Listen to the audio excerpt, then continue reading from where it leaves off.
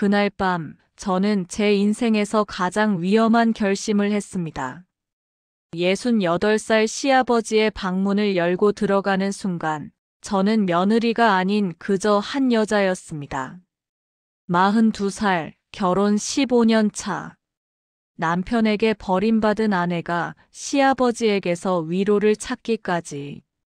이 모든 일의 시작은 사실 아주 평범한 오후였습니다.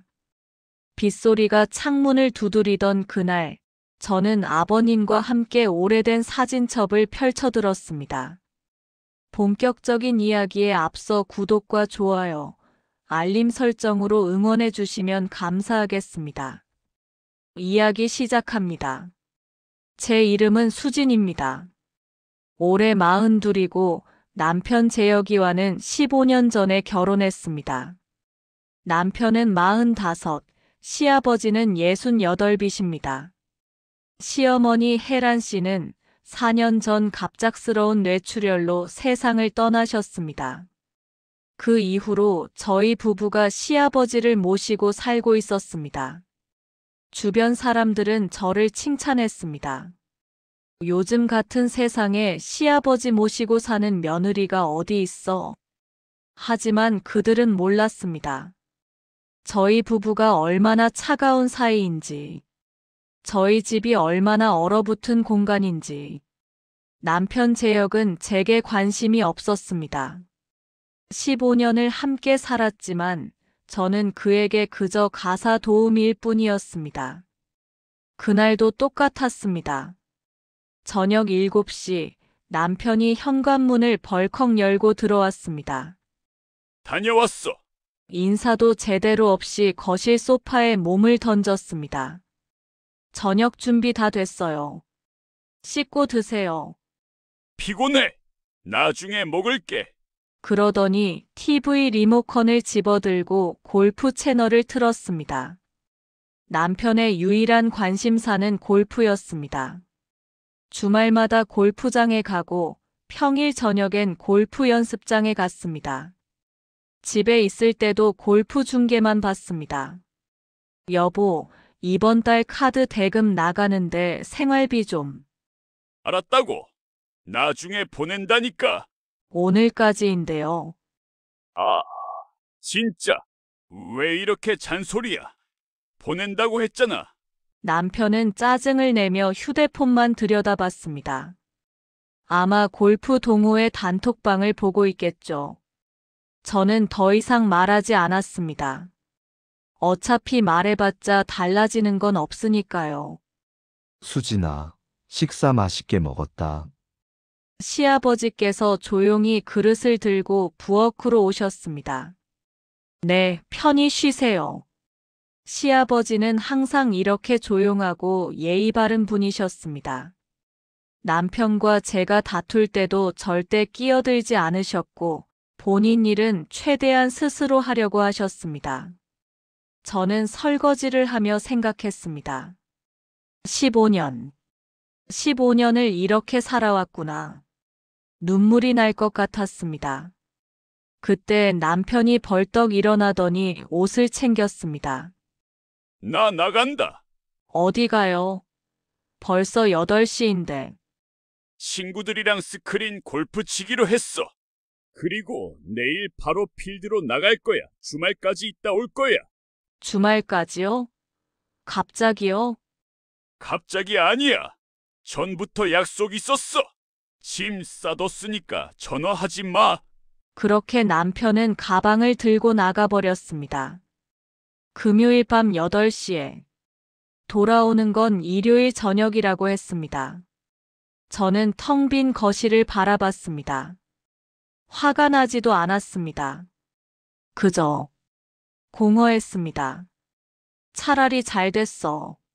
없는 게 더 편하니까. 다음 날 아침, 저는 평소보다 늦게 일어났습니다. 남편이 없으니 아침을 챙겨야 할 이유도 없었으니까요.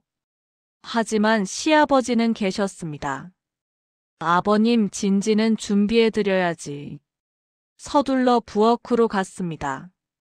그런데 이미 아침 식사가 차려져 있었습니다. 간단한 김치찌개와 계란말이, 그리고 밥. 어머, 일어났구나, 수진아. 시아버지께서 식탁에 앉아 계셨습니다. 제가 해드려야 하는데. 죄송해요. 아니야. 네가 피곤해 보여서 그냥 내가 차렸어. 제역이 없으니 편히 쉬어. 시아버지는 부드럽게 웃으셨습니다. 저는 마주 앉았습니다. 감사합니다. 별 말씀을. 같이 먹자. 저희는 조용히 식사를 했습니다. 남편이 없으니 이상하게 편안했습니다. 젓가락 소리만 조용히 울릴 뿐 불편한 긴장감은 없었습니다. 수진아, 네, 너 힘들지? 갑작스러운 질문에 저는 숟가락을 멈췄습니다. 괜찮아요. 괜찮을 리가 있나? 내가 다 보고 있는데. 시아버지의 목소리가 낮게 깔렸습니다. 재혁이가 너한테 잘못하는 거 다 알아. 나도 미안하다. 아버님이 미안하실 건 없어요. 내가 제대로 못 가르쳐서 저 모양이지. 자식 잘못은 부모 잘못이니까. 시아버지는 한숨을 내쉬셨습니다. 저는 가슴이 먹먹해졌습니다. 혜란이가 살아있었으면 재혁이가 저렇게까지 안 됐을 텐데. 어미가 없으니까 완전히 방황하는구나. 그건 핑계예요, 아버님. 어머님 돌아가신 게 벌써 4년이나 됐는걸요. 그래도 나는 그 녀석을 이해하려고 해. 엄마를 잃은 슬픔이 아직도 남아있을 거야. 저는 씁쓸하게 웃었습니다. 남편은 그렇게 이해받는데 나는 식사를 마치고 저는 설거지를 했습니다. 시아버지는 거실에서 신문을 보셨습니다. 밖에는 비가 내리기 시작했습니다. 수진아, 잠깐 이리 와봐. 네. 거실로 가니 시아버지께서 낡은 상자 하나를 꺼내놓고 계셨습니다. 이게 뭐예요? 옛날 사진들이야. 혜란이랑 찍은 거. 오랜만에 정리 좀 하려고 하는데 혼자 하려니까 좀 그렇더라. 같이 좀 봐줄래? 네, 그럼요. 저는 시아버지 옆에 앉았습니다. 상자를 열자 오래된 사진들이 가득했습니다. 흑백 사진도 있었고 빛바랜 컬러 사진도 있었습니다. 이게 혜란이가 25살 때야. 우리 결혼하기 전. 사진 속 젊은 여자가 환하게 웃고 있었습니다. 정말 예쁘시네요. 그렇지? 그때 내가 첫눈에 반했어. 저렇게 웃는 사람을 처음 봤거든. 시아버지의 얼굴에 그리움이 어렸습니다. 여기는 우리 신혼집이야. 작은 원룸이었지. 돈이 없어서 월세로 살았어. 행복해 보이세요. 행복했지. 가난해도 둘이 있으면 충분했어. 혜란이가 맨날 노래를 불렀거든. 빨래하면서도 설거지하면서도. 시아버지의 목소리가 점점 잠겨갔습니다. 여기는 재혁이 돌잔치 사진이고 여기는 재혁이 초등학교 입학식.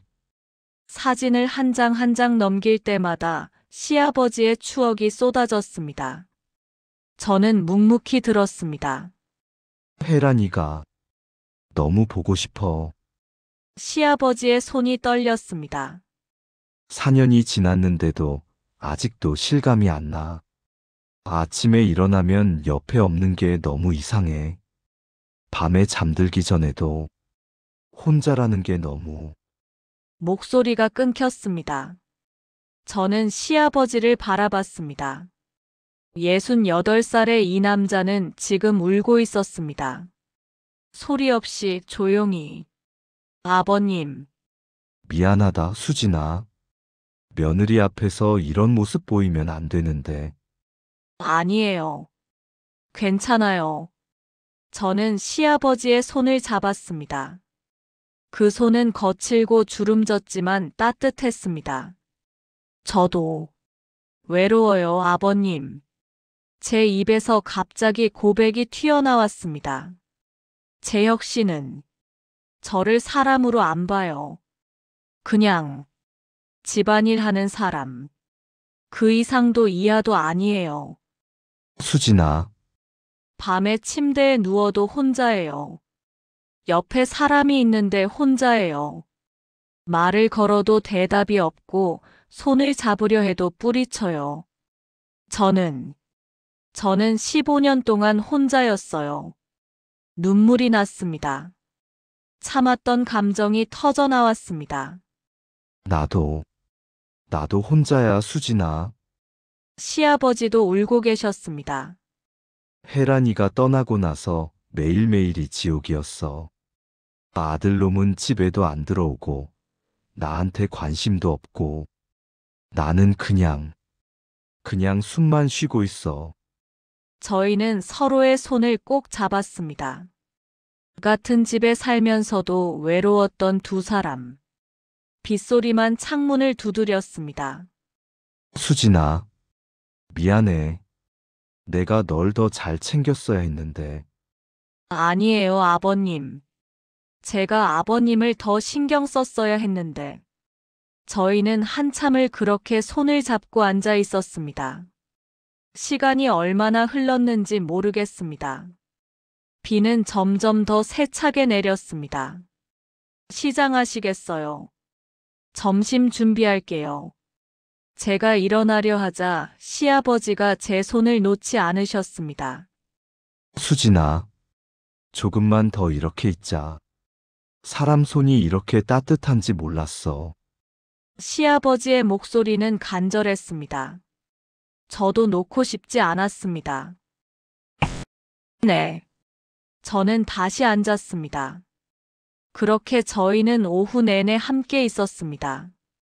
사진을 보고 이야기를 나누고 때로는 그저 침묵했습니다. 하지만 그 침묵은 불편하지 않았습니다. 오히려 편안했습니다. 저녁 때가 되었습니다. 제가 뭐 맛있는 거 해드릴게요. 뭐든 좋아. 네가 해주는 거면. 저는 부엌에 들어가 저녁을 준비했습니다. 시아버지가 좋아하실 만한 것들로 된장국에 두부를 넣고 김치찌개를 끓이고 생선구이도 했습니다. 와, 이게 다 뭐야? 식탁을 본 시아버지가 놀라셨습니다. 아버님 좋아하시는 걸로 준비했어요.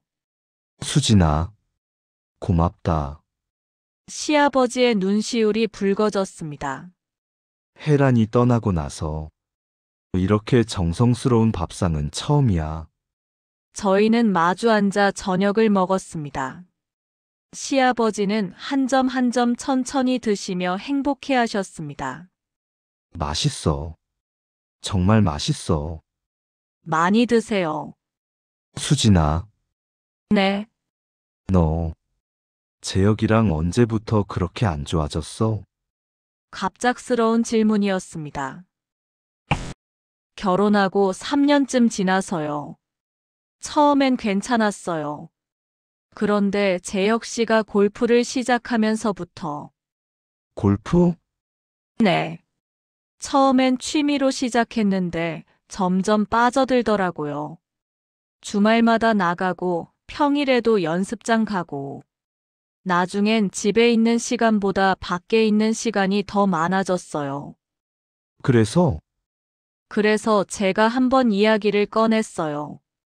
우리 시간을 좀 가지자고. 그랬더니 목이 메었습니다. 그랬더니 재혁 씨가 그러더라고요. 너는 재미도 없고 매력도 없어. 골프장이 더 좋아. 그 말 듣고 그 이후로는 더 이상 말을 잇지 못했습니다. 시아버지는 주먹을 불끈 쥐셨습니다. 그 자식이 괜찮아요. 이미 익숙해졌어요. 익숙해지면 안 되는 거야. 그건 학대야, 학대. 시아버지의 목소리가 떨렸습니다. 수진아, 미안해. 내가 그 자식을 제대로 키우지 못했어. 아버님 잘못이 아니에요. 내 잘못이야. 혜란이가 살아있을 때도 나는 재혁이한테 너무 엄했어. 따뜻하게 대하는 법을 못 가르쳤어.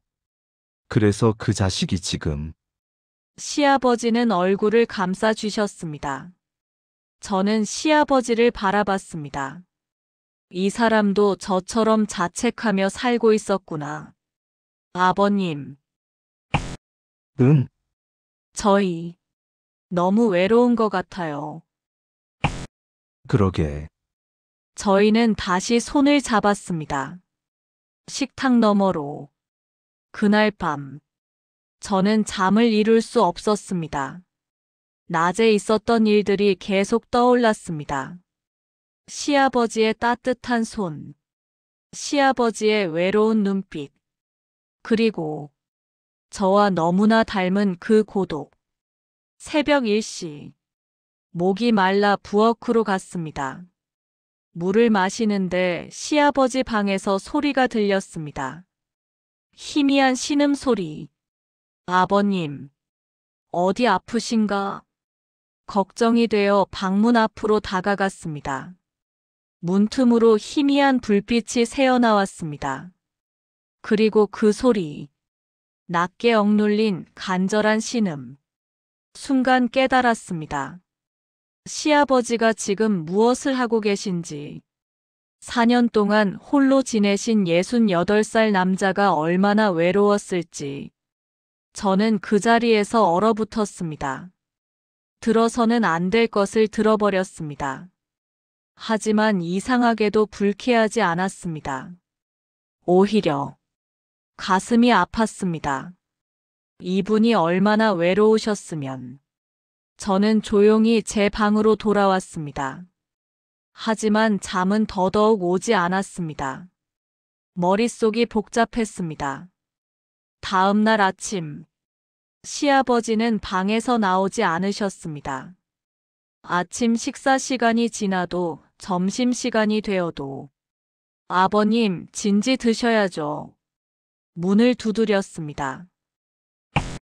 괜찮다. 배 안 고파. 목소리가 기운이 없었습니다. 어젯밤 일 때문에 저러시는구나. 저는 문을 열고 들어갔습니다. 아버님, 왜? 왜 들어와? 시아버지는 이불을 뒤집어 쓰고 계셨습니다. 걱정돼서요. 밥도 안 드시고. 나가라, 수진아. 나 좀 혼자 있게. 아버님, 저는 침대 옆에 앉았습니다. 어젯밤, 제가 들었어요. 시아버지의 몸이 굳었습니다. 뭐? 아버님이 힘들어 하시는 거. 얼마나 외로우셨어요? 얼마나 힘드셨어요? 시아버지가 이불을 걷어내고 일어나 앉으셨습니다. 얼굴이 창백했습니다. 수진아. 미안하다. 정말, 정말 미안하다. 시아버지의 목소리가 떨렸습니다. 며느리가 그런 걸 들었다니. 나는 정말 괜찮아요. 괜찮을 리가 없어. 나는 지금 시아버지는 자신의 얼굴을 때리려고 하셨습니다. 저는 황급히 그 손을 잡았습니다. 하지 마세요. 나는 추잡해. 나이 먹고 이게 뭐야? 며느리 앞에서 추잡하지 않아요. 제 목소리는 단호했습니다. 추잡한 게 아니라 인간이에요. 아버님도 사람이잖아요. 하지만 저도 알아요. 그 외로움, 그 허기, 아무도 채워주지 않는 그 공허함. 시아버지가 저를 바라봤습니다. 눈에 눈물이 가득했습니다. 수진아. 아버님, 얼마나 참으셨어요? 4년 동안. 얼마나 힘드셨어요? 매일이 지옥이었어. 혜란이 생각하면 그 사람이 너무 보고 싶어서 시아버지는 울기 시작했습니다. 68살의 남자가 아이처럼 울었습니다. 저는 시아버지를 껴안았습니다. 많이 우세요. 참지 마세요. 시아버지는 제 어깨에 얼굴을 묻고 흐느꼈습니다. 수진아, 나는 너무 외로워. 저도요, 아버님. 저도 너무 외로워요. 저도 눈물이 났습니다. 저희는 그렇게 한참을 안고 울었습니다. 같은 집에서 각자 외로웠던 두 사람. 이제야 서로의 고독을 나눴습니다. 울음이 그치고 저희는 서로를 바라봤습니다. 매우 가까운 거리에서 시아버지의 숨소리가 들렸습니다. 저의 심장 소리도 들렸습니다. 수진아, 나 너무 오래 혼자였어. 저도요. 시아버지의 손이 제 뺨을 쓰다듬었습니다. 조심스럽게 떨리면서 이러면 안 되는 거 아는데. 저도 알아요. 하지만 멈출 수가 없어.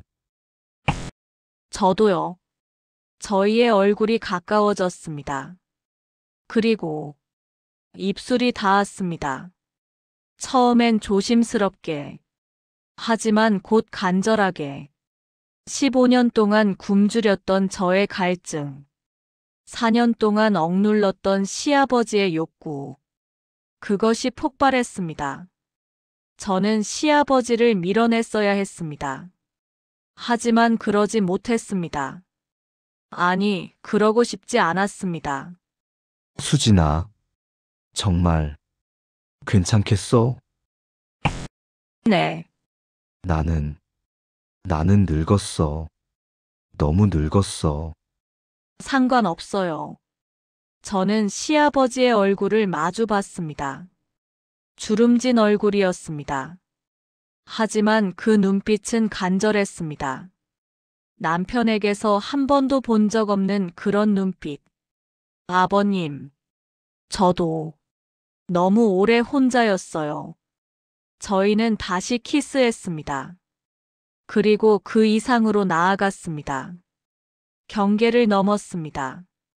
도덕도 윤리도 법도 넘어섰습니다. 하지만 멈출 수 없었습니다. 너무나 간절했으니까요.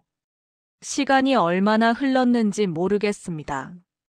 정신을 차렸을 때 창밖은 어두워져 있었습니다. 저희는 말없이 누워 있었습니다.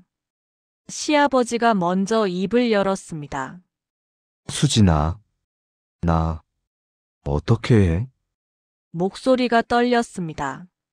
나는 지금 무슨 짓을 한 거야? 며느리를. 아버님, 저는 시아버지의 손을 잡았습니다. 후회하지 마세요. 하지만 저는 후회 안 해요. 제 목소리는 확고했습니다. 저는 오늘 15년 만에 처음으로 살아있다는 느낌을 받았어요. 제가 여자라는 걸, 제가 필요한 사람이라는 걸 오랜만에 느꼈어요. 수진아, 아버님도 조금이나마 위로받으셨기를 바라요. 시아버지는 제 손을 꼭 쥐셨습니다. 고맙다. 정말 고맙다. 저희는 한참을 그렇게 누워 있었습니다. 손을 꼭 잡은 채 죄책감보다는 안도감이 더 컸습니다. 수치심보다는 위안이 더 컸습니다. 저녁을 먹고 저희는 거실에 나란히 앉아 TV를 봤습니다. 평범한 시아버지와 며느리처럼. 하지만 이제 저희는 달랐습니다. 은밀한 비밀을 공유한 사이. 수진아, 네, 재혁이가 내일 들어온다고 했나? 일요일 저녁에 온대요.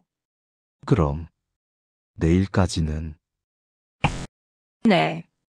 저희는 서로를 바라봤습니다. 그리고 미소 지었습니다. 그날 밤, 저는 시아버지 방에서 잤습니다. 남편이 없는 주말, 저희는 서로를 위로했습니다. 일요일 저녁, 남편이 돌아왔습니다. 다녀왔어. 아, 피곤해. 골프 가방을 던지고 소파에 누웠습니다. 잘 다녀왔어요? 응, 스코어 좋았어. 다음 주에 또 가기로 했어. 남편은 휴대폰만 들여다봤습니다. 저는 담담하게 저녁을 준비했습니다. 더 이상 슬프지 않았습니다. 화나지도 않았습니다.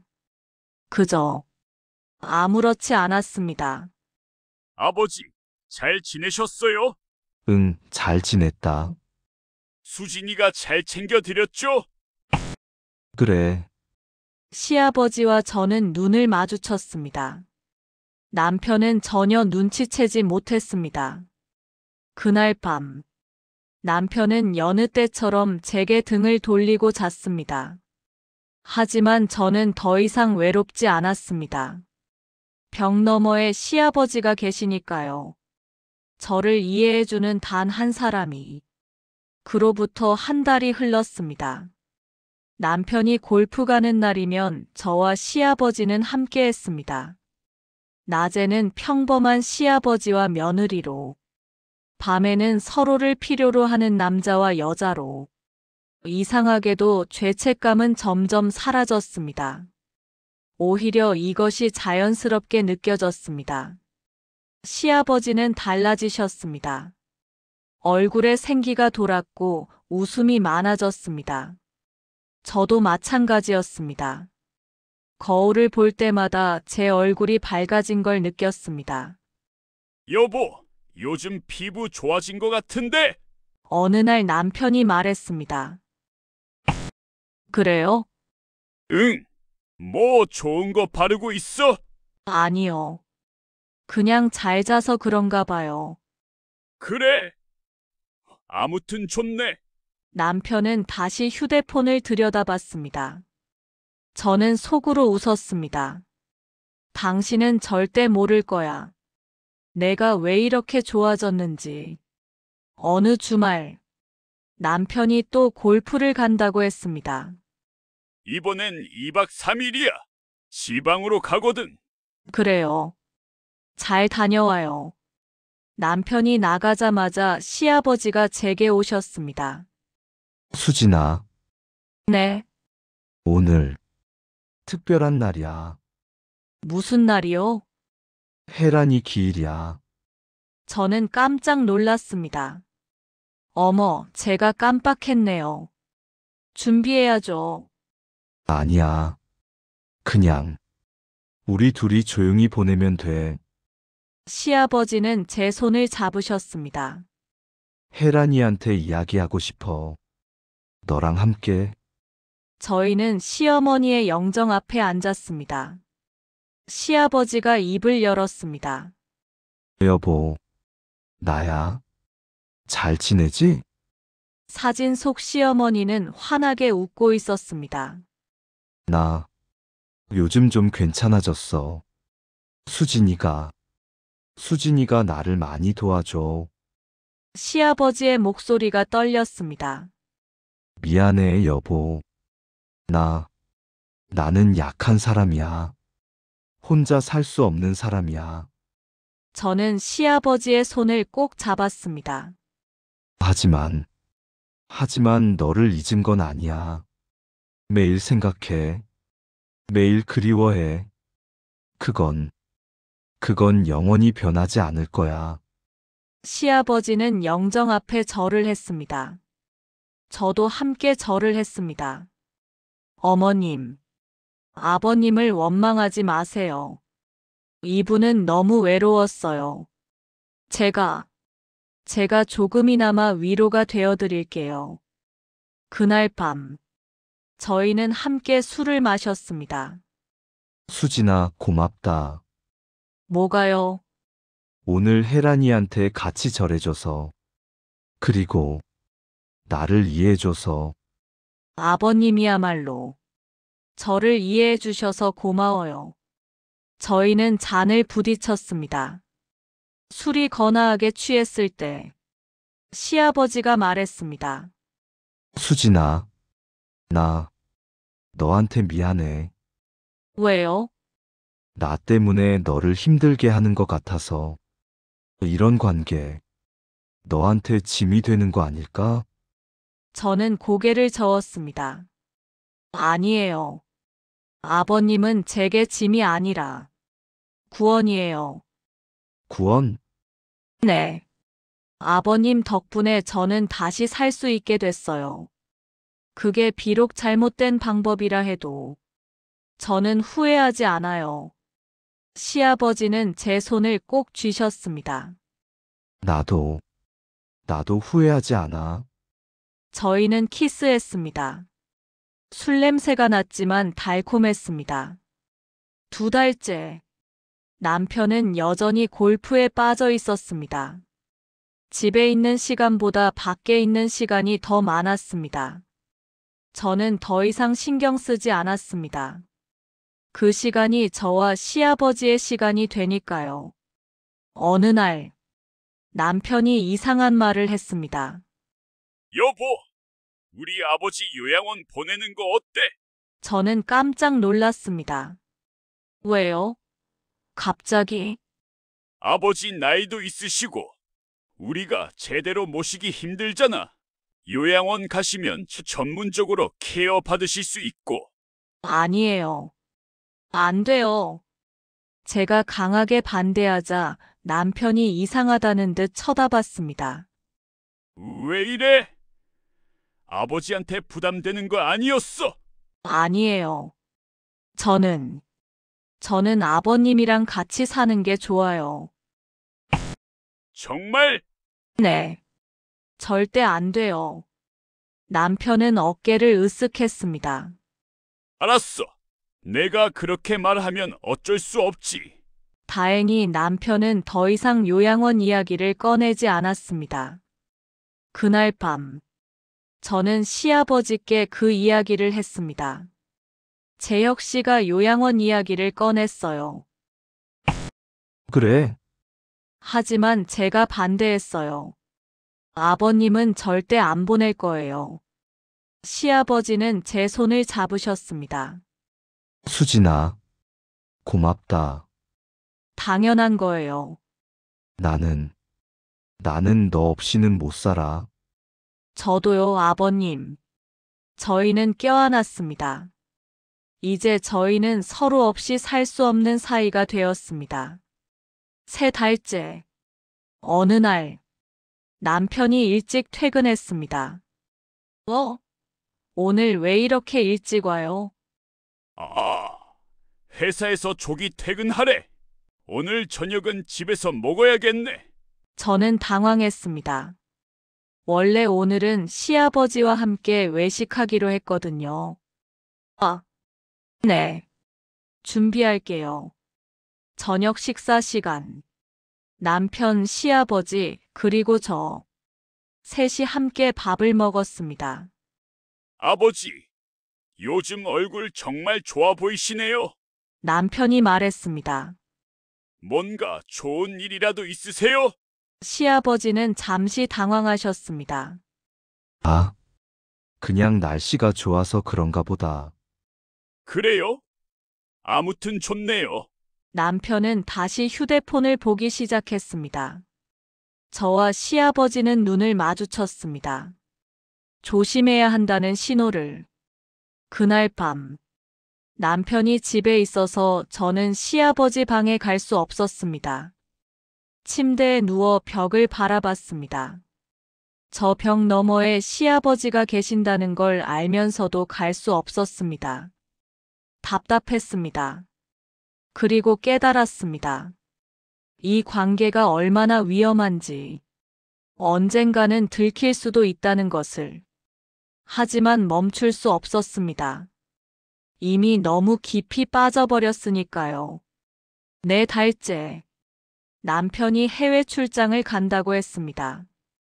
일주일 동안 싱가포르 간다. 그래요? 응, 아버지 잘 모시고 있어. 남편이 떠나고 저와 시아버지는 일주일 내내 함께 했습니다. 마치 진짜 부부처럼. 아침에 일어나면 함께 아침을 먹고, 낮에는 함께 TV를 보고, 저녁에는 함께 산책을 하고, 밤에는 함께 잤습니다. 수진아, 이게 꿈은 아니겠지? 꿈이 아니에요. 너무 행복해서 무서워. 저도요. 저희는 서로를 꼭 안았습니다. 이 행복이 언제까지 갈지 모르지만 지금 이 순간만큼은 완벽했습니다. 일주일이 순식간에 지나갔습니다. 남편이 돌아오는 날, 저와 시아버지는 아쉬워했습니다. 또 원래대로 돌아가는구나. 네, 하지만 괜찮아. 우리에게는 시간이 있으니까. 그렇죠. 저희는 미소 지었습니다. 남편이 돌아왔습니다. 다녀왔어. 출장 진짜 힘들더라. 수고했어요. 저희는 다시 원래대로 돌아갔습니다. 낮에는 평범한 가족, 밤에는 은밀한 연인. 그렇게 시간이 흘렀습니다. 지금 저는 이 글을 쓰고 있습니다. 이것이 죄인지 구원인지 아직도 모르겠습니다. 하지만 분명한 건 저는 더 이상 혼자가 아니라는 것, 시아버지도 더 이상 혼자가 아니라는 것. 저희는 서로의 외로움을 채워주고 있습니다. 이것이 옳은 일일까요? 아마 아닐 겁니다. 하지만 저희는 멈출 수 없습니다. 너무나 간절하니까요. 남편은 아직도 모릅니다. 자기 아내와 아버지가 어떤 관계인지. 그리고 아마 평생 모를 겁니다. 저희가 조심하는 한, 이 비밀은 영원히 비밀로 남을 겁니다. 그것이 저희가 선택한 삶입니다. 위태롭지만 행복한, 죄스럽지만 달콤한 그런 삶. 여러분은 이 이야기를 어떻게 보시나요? 저희를 비난하실 건가요? 아니면 이해하실 건가요? 댓글로 여러분의 생각을 들려주세요. 저는 여러분의 이야기가 궁금합니다. 다음 이야기에서 또 만나요. 구독과 좋아요, 알림 설정 부탁드립니다. 감사합니다.